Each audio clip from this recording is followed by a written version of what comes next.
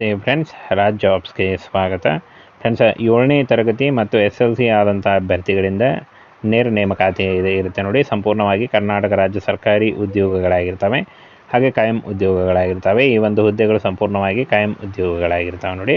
ಹಾಗೆ ಯಾವುದೇ ರೀತಿಯ ಲಿಖಿತ ಪರೀಕ್ಷೆ ಆಗಲಿ, ಯಾವುದೇ ರೀತಿಯ ಒಂದು ಅರ್ಜಿ ಶುಲ್ಕ ಆಗಲಿ ಇರಲ್ಲ. ನೇರ ನೇಮಕಾತಿ ಇರುತ್ತೆ. ಕೇವಲ ಸಂದರ್ಶನದ ಮೂಲಕ ಆಯ್ಕೆಯನ್ನು ಮಾಡಿಕೊಳ್ಳಲಾಗುತ್ತೆ ನೋಡಿ.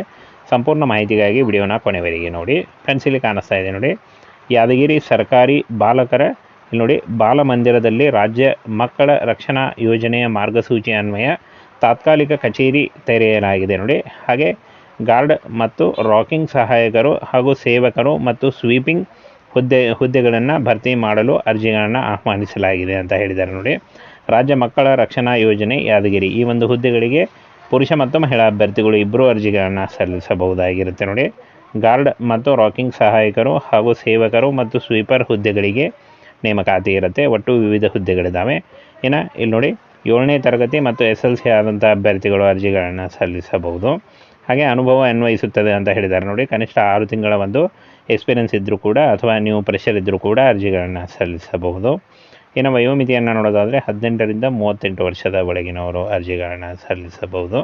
OBC ಅಭ್ಯರ್ಥಿಗಳಿಗೆ 3 ವರ್ಷ ಮತ್ತು SC/ST ಅಭ್ಯರ್ಥಿಗಳಿಗೆ 5 ವರ್ಷಗಳ ವಯೋಮಿತಿ ಸಡಿಲಿಕೆ ಕೂಡ ಇರುತ್ತೆ. ಸಂಪೂರ್ಣವಾಗಿ ಆಫ್ಲೈನ್ ಅಪ್ಲಿಕೇಶನ್ ಇರುತ್ತೆ ನೋಡಿ. ಆಫ್ಲೈನ್ ಯಾವ ರೀತಿಯಾಗಿ ಅರ್ಜಿಗಳನ್ನು ಸಲ್ಲಿಸಬೇಕು ಅದನ್ನು ಕೂಡ ತಿಳಿಸ್ಕೊಡ್ತೀನಿ. ಇನ್ನು ಫ್ರೆಂಡ್ಸ್, ರಾಜ್ಯ ಸಮಗ್ರ ಮಕ್ಕಳ ರಕ್ಷಣಾ ಯೋಜನೆ ಯಾದಗಿರಿಯಲ್ಲಿ ತಾತ್ಕಾಲಿಕವಾಗಿ ಸರ್ಕಾರಿ ಬಾಲಮಂದಿರವನ್ನು ಆರಂಭಿಸಲಾಗಿದೆ ನೋಡಿ. ಈ ಒಂದು ಸಂಸ್ಥೆಯಲ್ಲಿ ಖಾಲಿ ಇರತಕ್ಕಂಥ ರಕ್ಷಕರು ಮತ್ತು ಅಡುಗೆ ಸಹಾಯಕರು ಹಾಗೂ ಸೇವಕರು ಮತ್ತು ಸ್ವೀಪರ್ ಹುದ್ದೆಗಳಿಗೆ ನೇಮಕಾತಿ ನಡೀತಾ ಇದೆ. ಇನ್ನು ಈ ಒಂದು ಹುದ್ದೆಗಳಿಗೆ ಅರ್ಜಿ ಸಲ್ಲಿಸುವಂಥ ಅಭ್ಯರ್ಥಿಗಳಿಗೆ 30,000ದಿಂದ 60,000ವರೆಗೆ ಪರ್ ಮಂತ್ ಸ್ಯಾಲ್ರಿ ಆಗಿರುತ್ತೆ ನೋಡಿ. ಇನ್ನು 18ರಿಂದ 30 ವರ್ಷದ ಒಳಗಿನವರು ಅರ್ಜಿಗಳನ್ನು ಸಲ್ಲಿಸಬಹುದು, ಬೋತ್ ಮೇಲ್ ಆ್ಯಂಡ್ ಫಿಮೇಲ್.